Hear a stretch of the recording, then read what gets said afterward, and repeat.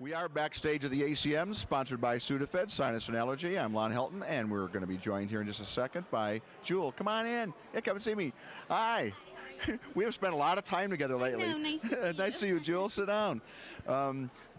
Jewel is going to be on our co-host on Country Countdown USA next weekend, and then she came by our office and played for our staff a little bit, and we really enjoyed that. Man, Well, it sounds thank so you. great. And everybody's talking when you left about your yodeling. Oh. And I knew you were a great singer, but I was, I guess, even more amazed at how trained you sound. I never realized that you had that kind of that background, I guess, or just, you know what I'm saying?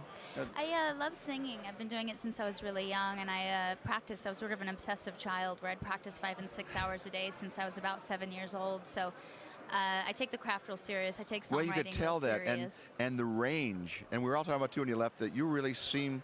And this is a little trite, I guess, but you seem to go to another place when you're singing. Like you're very much so into the song and into performing or singing. Yeah, I've never done this job because I wanted to be famous or popular. I did it because I love music. I really care about the craft. I really have so much respect for my heroes. I felt like it's been a big burden to try and live up to being as good as the people that I admire, and I'm a long way from doing it, and it just takes constant work and constant focus. But it's nothing I phone in ever. You know, I'm not here to be a pageant singer. and you know, it's funny when you talk about never phoning in. I mean, here you are in an office. My office, we have about 5 people. So here's Jewel singing for 5 people. No microphone. And it might have been, and no microphone and a guitar. And I think you had a sore throat that day. And it might as well have been in front of 20,000 people. Aww. But that was very, very sweet. So what have you been doing in Vegas?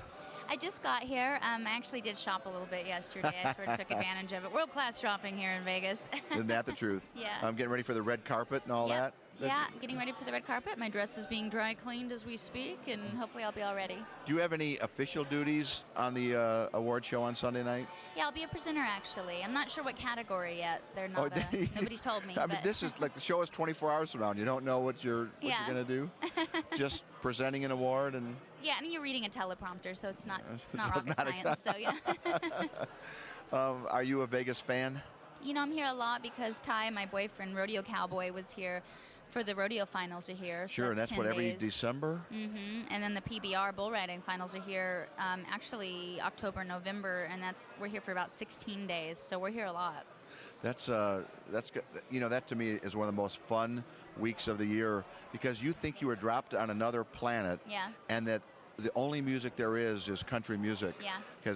And every casino you look in, you look across. See a cowboy hats. Yeah. It's great. It really is. And every marquee has a country headliner. Every small bar has an act. Actually, while I'm here, a great friend of mine is a cowboy who supplies cattle. He has about 5,000 head of cattle in town for a cutting that's happening over at the South Point. So when I get done here, I'll actually go put my jeans and boots on, and I'll go help him sort cows. So there's always something to do in Vegas with the Western culture. I guess that's true because it's a lot of ranches around here. That's funny. There are, yeah. So I didn't realize that you were a cutting horse rider person. You know, I don't know I've the ridden lingo some for cutting that. horses, but I won't be on a cutting horse. I'll just be helping the hands, actually. Okay. I'll be helping move cattle from one pen to another so that people can participate in the cutting. Have you been to the ACM Awards before? I have, actually, yeah. I've been able to come before. It's a great time, and it's a great show, and the nominees are great this year, so I'm excited. But you haven't performed on it. Because Nope. you performed on the CMA Awards show a few years ago with Willie, right? Or with Merle Merle. Haggard. Merle, I'm Yep. sorry. I knew it was one of those two Yep, good guys. memory. It was Merle. Yeah. Which was a dream come true. I grew up listening to Merle Haggard. He's such a poet and such a substantial songwriter. And, you know, my whole career, the country musicians were the ones that always really took me under their wing. Crystal Gale and Kix and Ronnie, and everybody's just been really kind to me in my whole career. Yeah.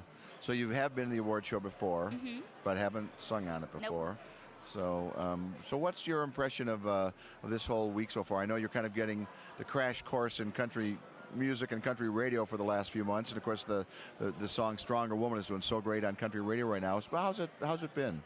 It's been great. You know, I've always had to do a lot of work for my music. My songs were never very conventional. It wasn't very easy to get on any format, and my label took me to pop radio, which is odd. So I'm a songwriter and a storyteller, and Spice Girls and Ricky Martin, you know, that kind of stuff was big on pop music charts. I'm not that kind of music, so It always took a lot of touring to radio stations, and so for me it hasn't been that big a difference. The main difference is the people are great. You know, it's really a family. You really can build relationships, and it's been great to be received so well. I'm curious, last time we talked, we spent a couple hours together doing the Country Countdown USA, and you were leaving our studio to go put a band together and to rehearse, because like 2 days later you were going to do the hoedown up in Detroit for WYCD up there. So how did it come together? You know, and I was sick. I ended up getting sick after I saw you. I got a full-blown cold, so I only got about 8 hours of It wasn't our fault. No, it wasn't your fault. But the band did great. We did do a show, and they did a great job, and I think they're going to be a great band for the Paisley Tour. And isn't that, tell me about the hoedown, because I've talked to the guys up at the radio station forever about it. Went up there one year a few years ago. It's like huge. Yeah.